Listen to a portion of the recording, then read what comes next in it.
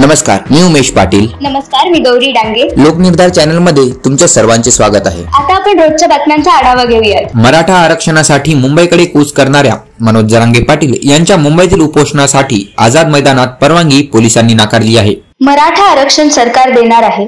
मराठा आरक्षणासंदर्भात सरकारची भूमिका काल, आज आणि उद्याही तीच राहणार आहे. मराठा आरक्षणासंदर्भात सरकार अजूनही सकारात्मक आहे. सरकार मराठ्यांना आरक्षण देण्याच्या मनस्थितीत असल्याचे मुख्यमंत्री एकनाथ शिंदे म्हणाले. अंडर 19 वर्ल्ड कप मध्ये मुशीर खान आणि उदय सहारनची जबरदस्त खेळी. आयर्लंड समोर 302 धावांचं लक्ष्य. 10वी-12वीच्या परीक्षा देणाऱ्या मुलांसाठी चांगली बातमी आहे. राज्य शिक्षण मंडळाने विद्यार्थी हितासाठी निर्णय घेतला आहे. या निर्णयाची अंमलबजावणी यंदा फेब्रुवारी ते मार्च 2024 मध्ये होणाऱ्या परीक्षेपासूनच होणार आहे.